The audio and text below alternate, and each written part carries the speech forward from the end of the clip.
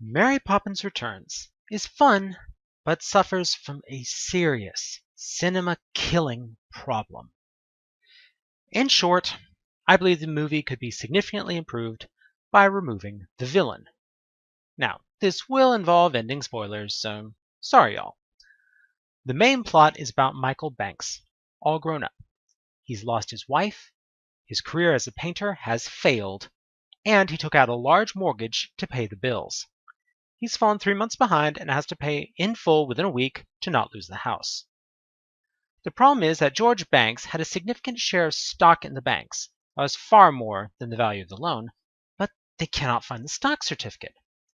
It's revealed early on that the bank manager is evil, wants to foreclose on the house, and commits fraud to get it by destroying the bank's record of George's stock holdings. The ending has them find the stock certificate, which is actually on the back of one of Michael's drawings that he had thrown out at the beginning of the movie. However, it's missing a piece. Then Mr. Dawes Jr. barges in, yells at the corrupt banker, and reveals that the tuppence from the first movie had been deposited into a bank account and had turned into a significant fund that paid off all the loan. There's a few problems with this.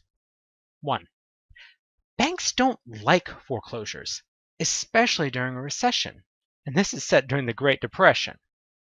Banks spend a substantial amount of money on managing the sale of a house and typically sell it on a loss. Number 2, and related to the first, the greedy banker stereotype is not only trite and overused, but contrary to the first movie. Failing to pay back borrowed money is effectively stealing from the bank. And while it's not nice, foreclosures are necessary to reverse this theft, whether deliberate or accidental. In the original, while the song is frightening to the children, Fidelity Fiduciary Bank is a genuine celebration of the finance industry. It just wouldn't work narratively if George Banks wasn't honestly trying to convince his children of the value of his work. To fall back on a tired cliche is just lazy writing and contradictory to the work. Thirdly, the math on the interest just doesn't check out. Now, this is solvable, and I'll get back to that later. However, finally, and most importantly, every single bad thing in the movie is 100% Michael's fault. He doesn't do adulting very well. He doesn't have a career, doesn't even maintain the house properly. He's working as a part-time bank teller while living in a small mansion with a full-time servant. He should have downsized to something he could afford.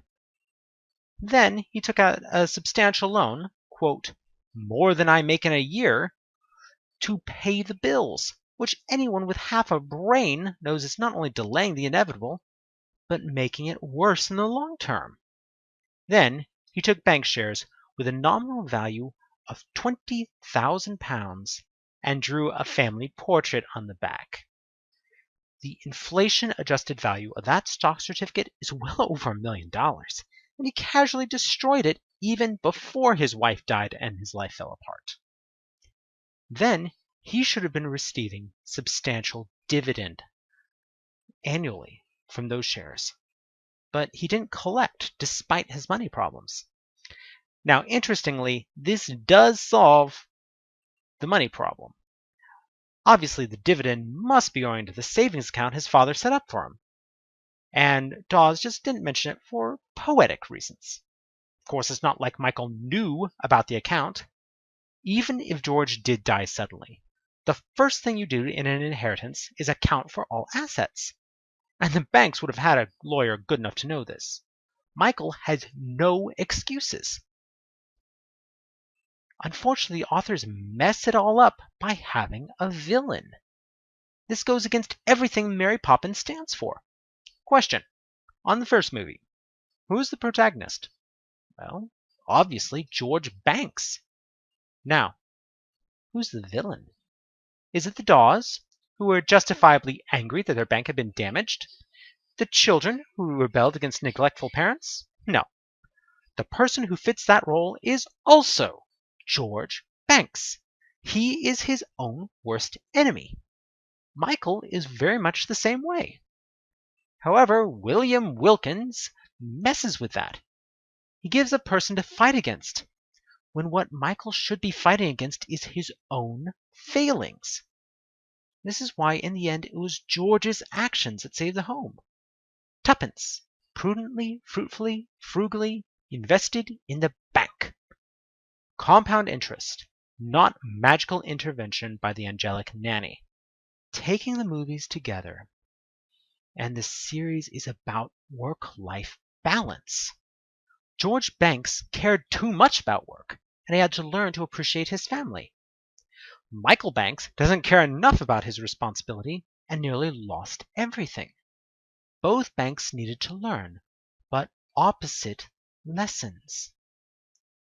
Unfortunately, the authors took a cop-out that would let them have a big climactic action scene instead of going for the humanizing and timeless approach.